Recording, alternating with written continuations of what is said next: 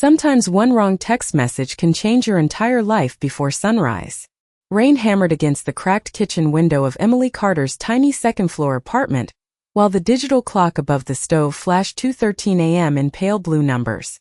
The apartment smelled faintly like canned soup and baby shampoo, and every light except the one above the sink had already been turned off to save money on the electric bill. Emily sat at the chipped counter in an oversized gray hoodie, staring at her phone with trembling fingers while overdue notices covered half the table beside her. Across the room, 5-year-old twins Noah and Lily slept together on the old pull-out couch because the heater in their bedroom had stopped working 3 days ago. Emily watched their small bodies rise and fall beneath a faded dinosaur blanket and tried not to cry. She had worked a double shift at the diner, skipped dinner again, and spent the last hour listening to voicemails from her landlord threatening eviction if she couldn't pay by Friday morning. But none of that terrified her as much as the message from the hospital reminding her that Lily's next treatment was overdue. Emily pressed her hand over her mouth, trying to steady her breathing. She hated feeling helpless. Hated it even more when her children noticed. Her phone buzzed again. Another text from the landlord. Final notice. Emily closed her eyes for a second, then opened her messages and typed quickly through blurry vision. Please just give me 1 more week. I swear I'll pay everything back after Lily's treatment. Please don't take my babies away. She hit send before realizing the contact wasn't her landlord at all. The number had no name attached. Her stomach dropped instantly. No, no, no, she whispered, staring at the screen. She had sent the message to the wrong person. Somewhere across Manhattan, 38-year-old billionaire Nathaniel Reed stood alone inside the glass walls of his penthouse overlooking Central Park. The city lights reflected across the marble floor while thunder rolled in the distance behind him. He had just ended a 14-hour meeting with investors in Singapore and was loosening his tie when his private phone vibrated against the kitchen counter. Almost nobody had that number. Annoyed, he picked it up, expecting another executive emergency. But instead he saw the message. Nathaniel read it once, then again. His expression slowly changed when his eyes landed on the tiny profile photo attached to the unknown contact. A woman with tired blue eyes stood beside 2 blonde children smiling at the camera in front of what looked like a county fair somewhere in the Midwest. But Nathaniel wasn't looking at the woman. He was staring at the little boy. The child's eyes looked exactly like his. Same unusual gray-blue color. Same shape. Same stare. Nathaniel felt something cold settle into his chest. For 5 years he had tried to bury the nightmare connected to a private fertility laboratory scandal that had vanished from the headlines almost overnight. 5 years of unanswered questions. 5 years of searching. Slowly, Nathaniel zoomed in on the photograph while rain struck the penthouse windows harder behind him. Then he said 4 quiet words that made his head of security freeze on the other end of the line. Find this woman. Tonight. Rich men do not lose sleep over strangers unless the stranger means something. Emily barely slept after sending the text message to the wrong number.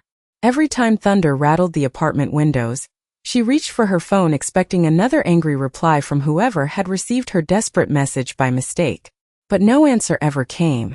By 6:30 in the morning, the rain had slowed to a cold drizzle covering the streets of Queens in silver reflections while Emily hurried the twins down the sidewalk toward the bus stop. Noah carried his tiny backpack covered in cartoon rockets while Lily leaned against her mother's side, exhausted from another sleepless night. Emily forced a smile anyway. Come on, babies. If we miss this bus, Mommy is definitely getting fired today. Noah grinned. Mr. Jenkins already likes you. Emily laughed softly.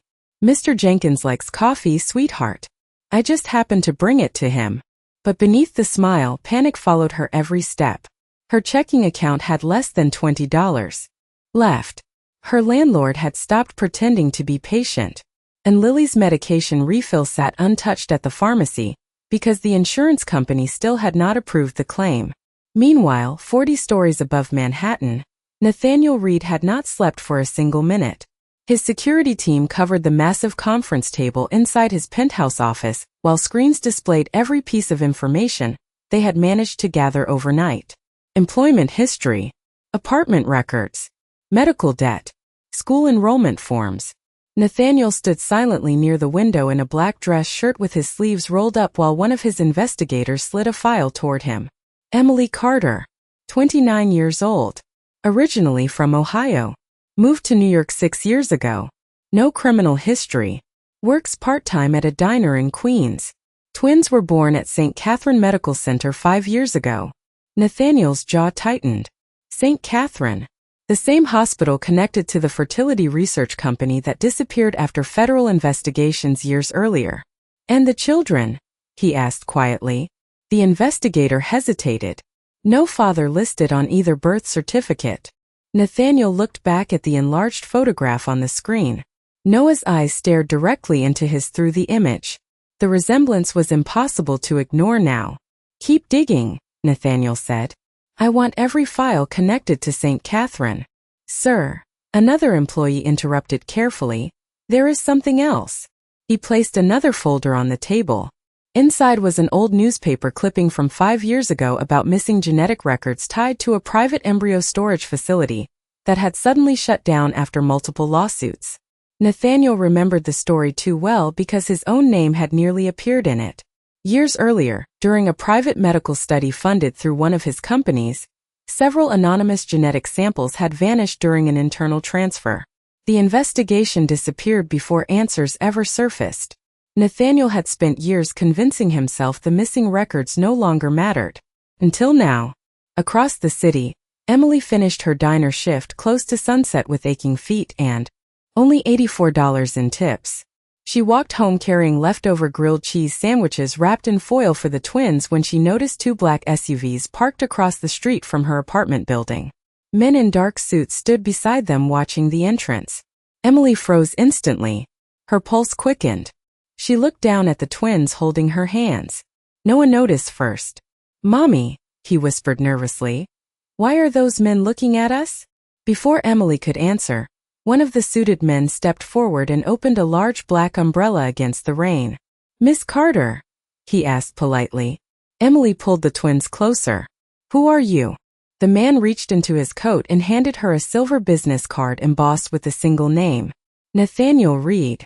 Emily's face drained of color as the stranger calmly said, Mr. Reed would like to speak with you tonight.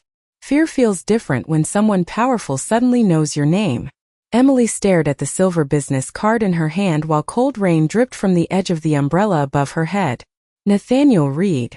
Even she knew that name. Everybody in New York knew that name. Billionaire investor. Tech empire owner. Magazine covers. Private jets.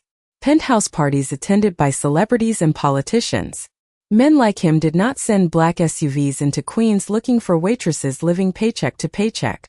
Emily tightened her grip on Noah and Lily instinctively. There has to be some mistake, she said quietly. The suited man remained calm. Mr. Reed insists there is not. Noah peeked around his mother nervously. Mommy, are we in trouble?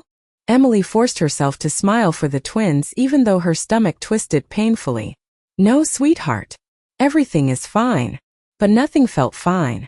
Another SUV door opened slowly behind the men, and Emily's pulse jumped as she imagined debt collectors, lawyers, or worse. She had spent years surviving one disaster at a time. Experience had taught her that rich people rarely brought good news to poor families. I am not going anywhere, she said firmly.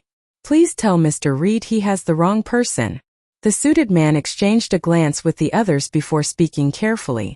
Ms. Carter, Mr. Reed only wishes to talk. He asked me to make one thing very clear. He paused briefly. This conversation is about the twins. Emily felt the world go silent around her. Even the rain seemed distant for a second. Her fingers tightened around Lily's tiny hand. What did you say? She whispered. Before the man could answer, Lily began coughing beside her. A weak, exhausted cough that instantly snapped Emily back into reality. She crouched quickly in front of her daughter. Hey, look at Mommy. Lily's pale cheeks worried her immediately. The little girl looked drained after another long day without proper rest. The suited man noticed too. His expression softened slightly. Miss Carter, there is a warm car waiting. Mr. Reed can help your daughter. Emily stood slowly defensive again. Why would he care about my daughter? The man hesitated just enough to make her uneasy. Because he believes your children may be connected to something very important. 20 minutes later, Emily sat stiffly inside the back of a black limousine while the twins stared wide-eyed at the glowing ceiling lights and leather seats. Noah whispered, "This car is bigger than our apartment." Emily almost laughed despite her panic. Outside the tinted windows, Manhattan blurred past in silver streaks beneath the stormy night sky.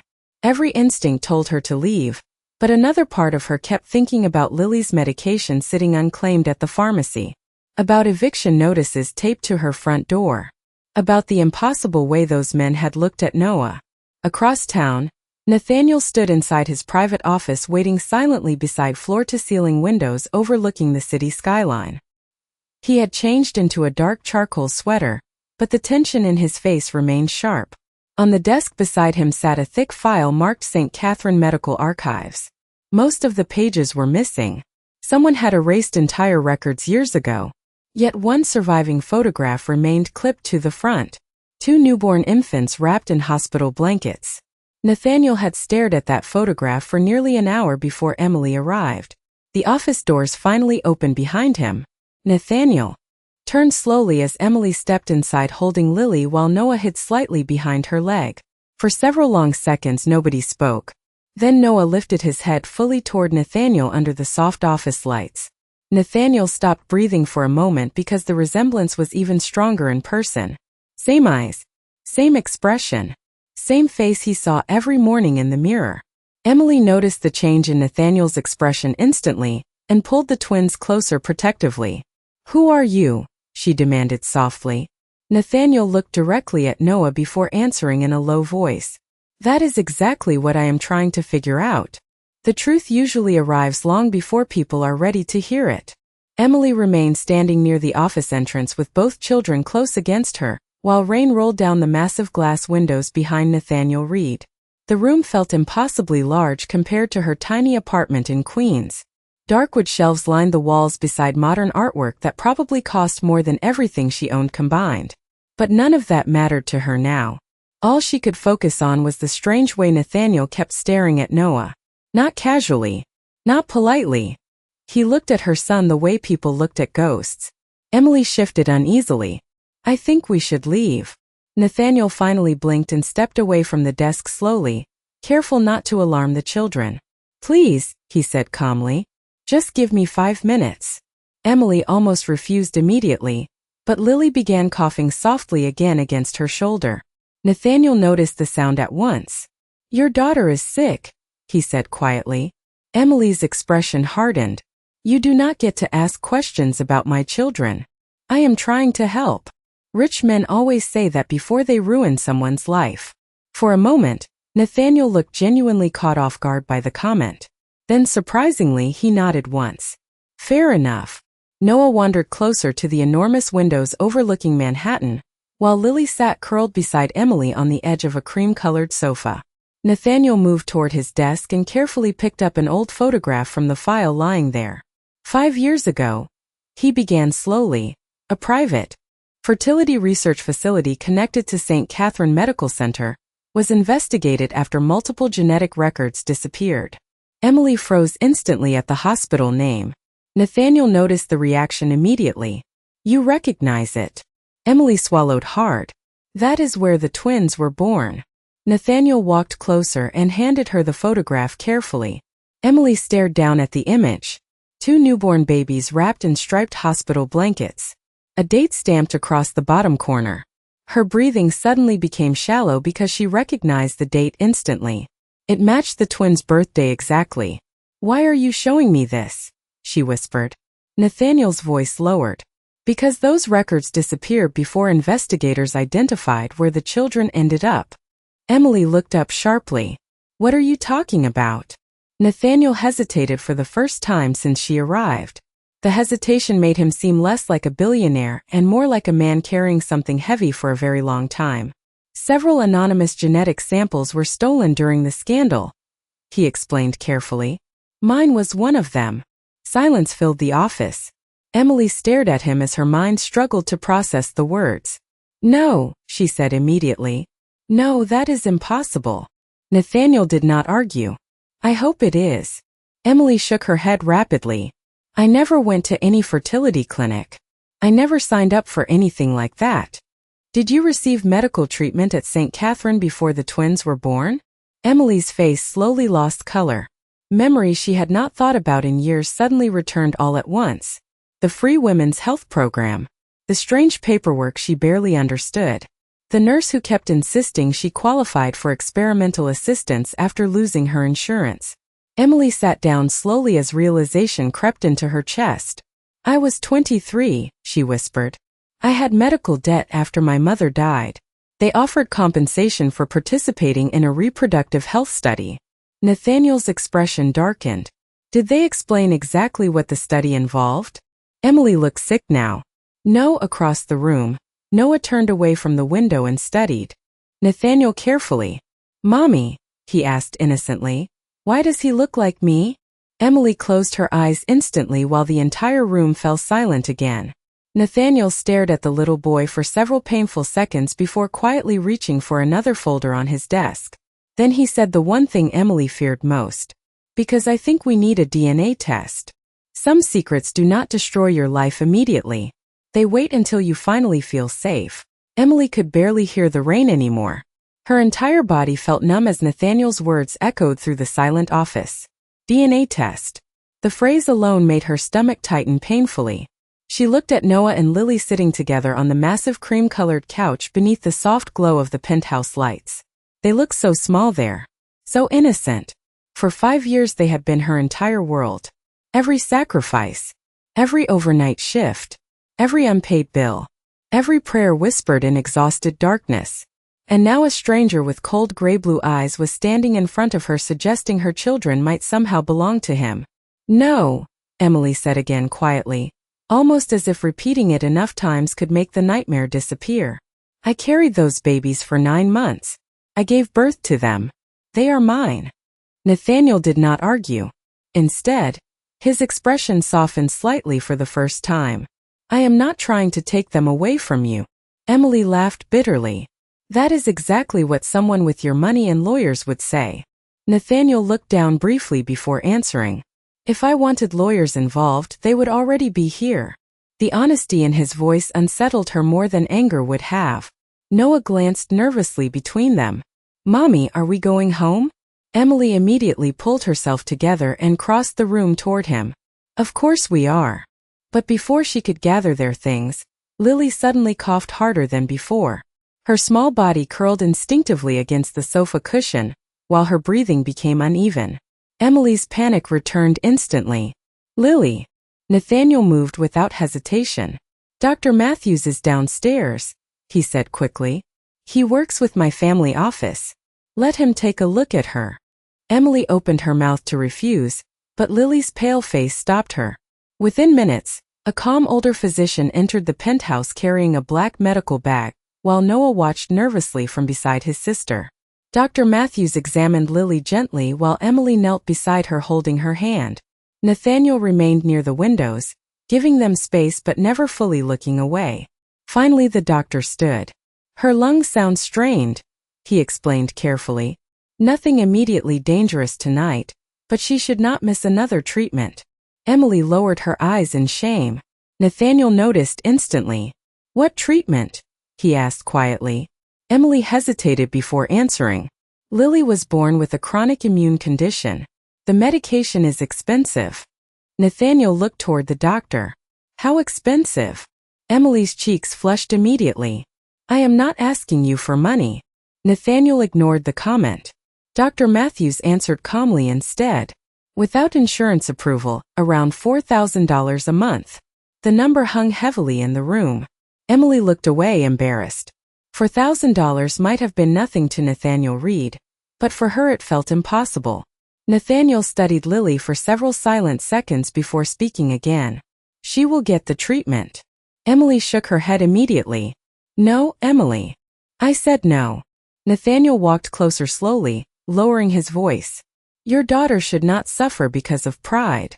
Emily's eyes filled instantly. And what happens after I accept your help? She whispered. Do you decide you own us? Nathaniel stopped only a few feet away now. For the first time since meeting him, Emily noticed exhaustion behind his controlled expression. Not arrogance. Not pity. Something sadder. You still think this is about power, he said quietly. But if I am right, then someone stole 5 years from all of us. Silence settled over the room again. Then one of Nathaniel's employees suddenly entered through the office doors looking visibly alarmed. Sir, the man said carefully, holding a tablet in his hand, we found something in the archive St. Catherine files. Nathaniel turned sharply. What? The employee swallowed hard. You were not the only donor connected to the missing embryos. There were others. And according to the records, someone has been searching for the twins before you. The moment a mother senses danger, survival becomes more important than answers. Emily felt every instinct inside her scream at once after hearing the employee's words. Someone else had been searching for the twins. Not just Nathaniel. Not just a misunderstanding connected to an old hospital mistake. Someone had actively been looking for her children. She immediately stood and pulled Noah and Lily close beside her. We are leaving, she said firmly. Nathaniel turned toward her at once. Emily, wait. No fear sharpened her voice now. You said this was about finding the truth, but clearly there is more happening here. The employee holding the tablet looked uncomfortable.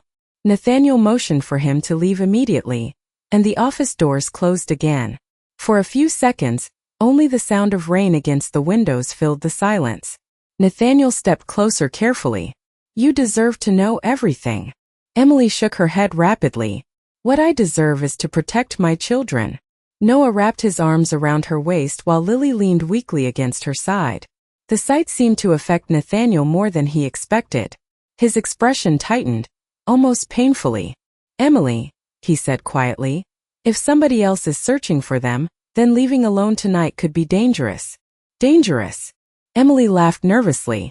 You think I am supposed to trust the billionaire who had strangers follow me across the city?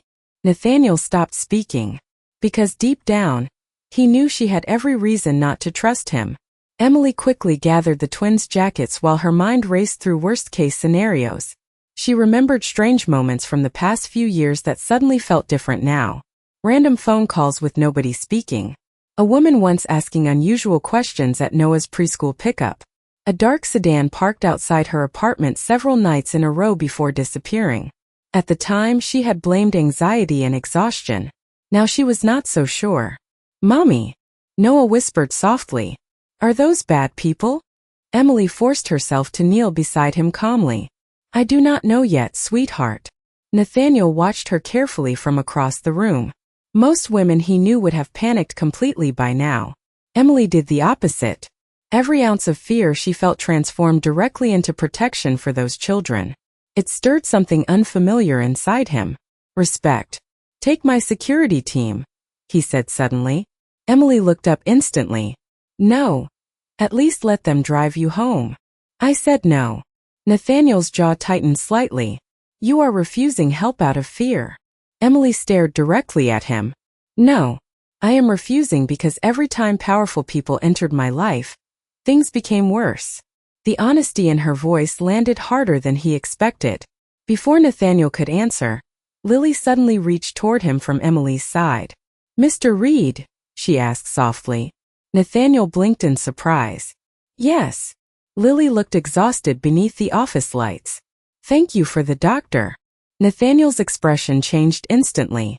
Softer. Warmer. Almost unrecognizable from the cold businessman who dominated financial headlines. You are welcome, Lily. Emily noticed it too, and somehow that frightened her even more. Because for one dangerous second, Nathaniel Reed no longer looked like a stranger. He looked like someone who genuinely cared about her daughter. Emily grabbed their things quickly before she could think about that feeling any longer. Come on, kids. Nathaniel stepped forward one final time. Emily, please. At least let me run the DNA test. Emily paused near the office doors without turning around. And if the test says you are connected to them? Nathaniel answered honestly. Then I will spend the rest of my life protecting them. Emily closed her eyes briefly because a part of her believed him. That was the problem. She finally looked back over her shoulder. People with money always promise protection, she whispered. but sometimes they are the storm. Then she walked out carrying Lily while Noah held tightly to her hand. Nathaniel remained motionless long after the elevator doors closed. Finally, he turned toward the rain-covered skyline and spoke quietly to his head of security. Waiting nearby. Put a team on the building anyway. The man nodded immediately. You think she is in danger? Nathaniel looked down at the tablet containing the recovered hospital records. One line had been highlighted in red. Transferred embryos classified as corporate assets. Nathaniel's expression darkened completely. I think someone believes those children belong to them. Sometimes the most dangerous people are the ones smiling while they pretend to help you. Emily barely spoke during the ride back to Queens. The black SUV moved silently through wet midnight streets while Noah slept against her shoulder, and Lily rested weakly in her lap beneath Nathaniel's expensive cashmere blanket that one of the drivers had quietly handed her before leaving the penthouse. Emily hated herself for accepting it. She hated even more that it smelled faintly like cedarwood, and reminded her of Nathaniel standing near those giant windows looking at her children like they mattered to him. The moment the SUV stopped outside her apartment building, Emily hurried the twins upstairs and locked the door behind them.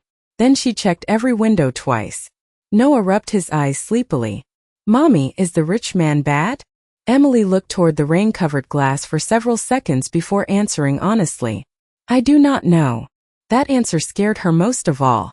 Across Manhattan, Nathaniel remained awake in his office while investigators continued pulling hidden records connected to St. Catherine Medical Center. Every hour revealed something worse. Several donor files had vanished completely. Embryos had been transferred through shell companies disguised as medical research grants. Millions of dollars moved through offshore accounts before the facility suddenly shut down. But one name appeared repeatedly in sealed documents recovered from private archives. Dr. Vanessa Whitmore. Nathaniel stared at the photograph on the screen. Elegant blonde hair. White medical coat. Calm blue eyes. One of the country's leading fertility specialists 5 years ago, before disappearing from public life overnight. Where is she now? Nathaniel asked coldly. His head of security answered carefully. No. Confirmed address. She operates through private medical foundations overseas now. Extremely protected. Nathaniel narrowed his eyes. And she has been searching for the twins? The man nodded grimly. According to recovered emails, yes. Nathaniel's expression darkened completely. Why? Before the investigator could answer, another file appeared on screen. Project Genesis. Confidential investment property. Nathaniel felt sick reading the language. The missing embryos had never been viewed as children by the people running the operation. They had been treated like assets. Investments. Experiments tied to wealthy donors and genetic research funding. Nathaniel slammed the folder shut hard enough to startle everyone in the room. Find out exactly what Whitmore wants. Meanwhile, Emily sat alone at her kitchen table after putting the twins to bed. The apartment felt smaller than ever tonight. Too quiet. Too exposed. She stared at the eviction notice beside unpaid pharmacy receipts, while her thoughts spiraled endlessly around Nathaniel's words. Someone stole 5 years from all of us. She should have dismissed him completely. Instead, she kept remembering the look on his face when Lily coughed. The way his expression softened when Noah smiled. It did not feel fake. Her phone suddenly buzzed against the table, making her jump. Unknown number. Emily hesitated before opening the message. The text contained only one sentence. You should have stayed with Mr. Reed. Emily's blood ran cold instantly. A second message appeared moments later. Dr. Whitmore would like to meet the twins. Emily stood so quickly her chair scraped loudly across the floor. Panic flooded her chest. She rushed toward the couch where Noah and Lily slept under the old dinosaur blanket. Still there. Still safe. But for the first time in years, Emily truly felt watched. Her phone buzzed again. Another incoming text. This time from Nathaniel. Do not leave the apartment tonight. My security team saw someone outside your building 30 minutes ago. Emily stared at the message in horror because she had never told him where she lived. Before she could react, headlights suddenly swept across her apartment ceiling from the street below. Emily moved carefully toward the window and peeked through the blinds. A white luxury sedan sat parked across the street in the rain. A woman wearing a white coat stood beside it beneath an umbrella looking directly up at Emily's apartment window. Then slowly the woman smiled. A mother can survive fear for herself, but fear for her children changes everything. Emily stepped back from the apartment window so quickly her shoulder hit the wall behind her. Her heartbeat pounded painfully inside her chest while rain streaked across the glass. The woman in the white coat remained standing beside the luxury sedan below, as if she had all the time in the world. Calm, patient, smiling directly toward Emily's apartment. Emily grabbed her phone immediately and called Nathaniel before she could second-guess herself. He answered on the first ring. Emily. She lowered her voice instinctively, glancing toward the sleeping twins. She is here. Silence. Then Nathaniel's tone changed instantly. Whitmore. I think so. Nathaniel was already moving.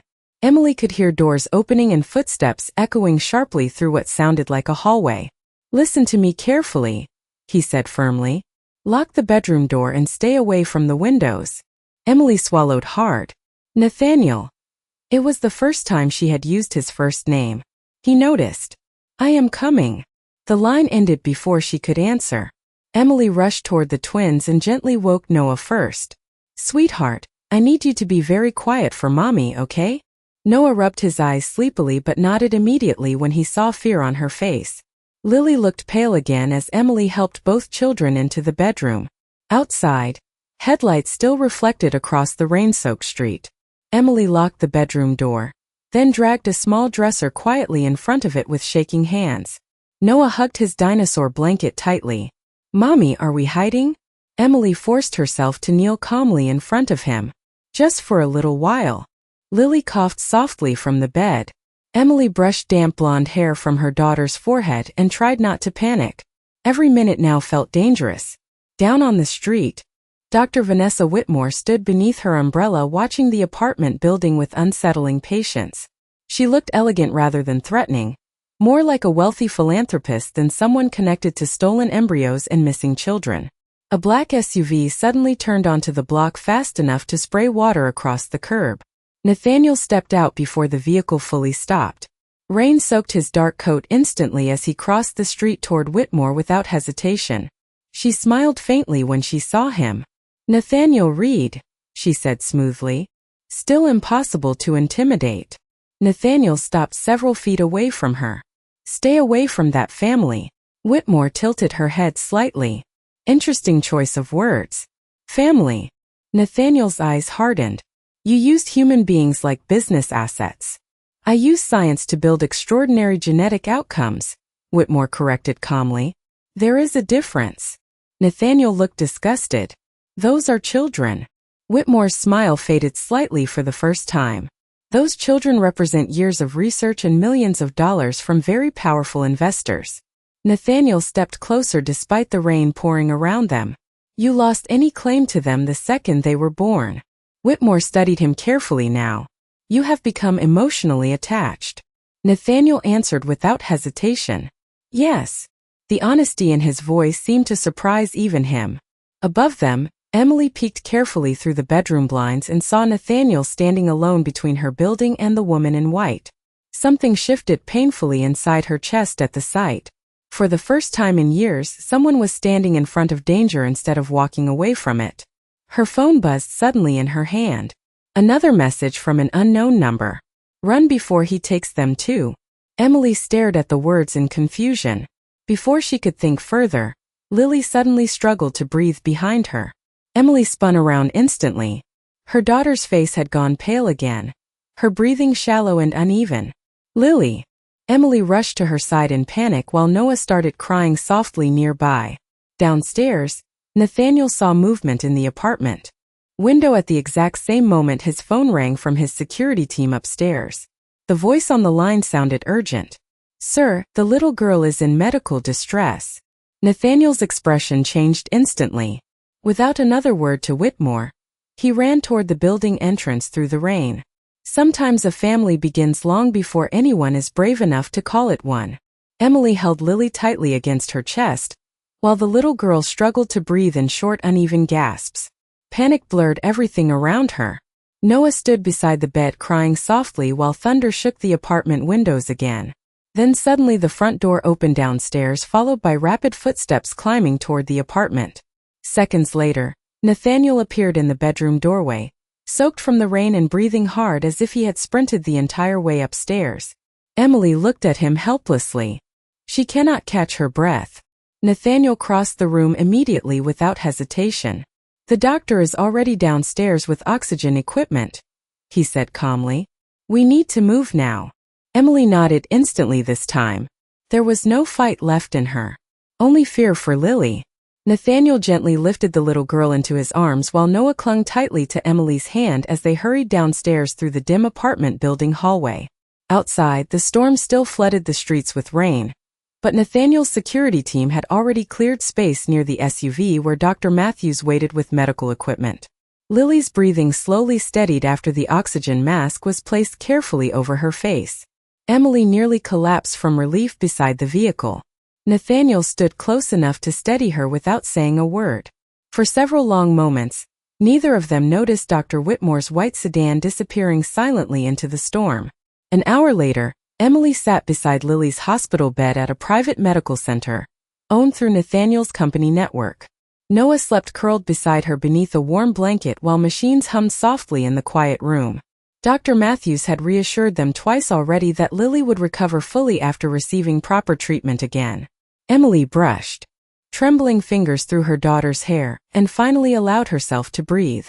Nathaniel stood quietly near the doorway watching them. He had changed into dry clothes, but exhaustion still shadowed his face. Emily looked toward him slowly. "You stayed." Nathaniel seemed surprised by the comment. "Of course I stayed." Emily lowered her eyes. "Most people do not." Silence settled gently between them this time instead of tension. Nathaniel walked farther into the room and placed a sealed envelope carefully on the nearby table. Emily looked at it nervously. "What is that?" "The DNA results," he answered softly. Emily stared at the envelope without touching it. Part of her had dreaded this moment since the first second she saw Nathaniel looking at Noah. Nathaniel sat across from her quietly. "You do not have to open it tonight." Emily looked up at him. "Are you afraid?" Nathaniel gave a small honest smile. "Terrified." Something about hearing a billionaire admit fear almost made her laugh through the exhaustion. Slowly, Emily reached for the envelope with shaking fingers and opened the report. Her eyes scanned the first page before stopping completely. Probability of biological paternity, 99.98%. Emily covered her mouth instantly while emotion crashed through her chest all at once. Across the room, Nathaniel closed his eyes briefly as if absorbing the weight of 5 lost years in a single breath. Neither of them spoke for several seconds. Then a sleepy voice broke the silence. "Mommy." Noah sat up rubbing his eyes. "Is Mr. Reed leaving now?" Emily looked toward Nathaniel uncertainly, but Nathaniel answered first. "Only if you want me to." Noah studied him carefully for a moment before quietly asking the question that changed everything. "If you are our dad, does that mean you are coming back tomorrow?" Nathaniel's expression softened completely. "Yes," he said gently. "I am coming back tomorrow." Noah smiled sleepily and curled back beneath the blanket beside Lily. Emily watched the scene in silence while tears filled her eyes unexpectedly. For years she had carried every burden alone because she believed nobody else would stay once life became difficult. But Nathaniel Reed was still there. Still standing beside her daughter's hospital bed long after midnight. Still looking at those children like they mattered more than anything else in the world. Outside the hospital windows, the storm finally began to clear as the first faint light of morning slowly rose over Manhattan.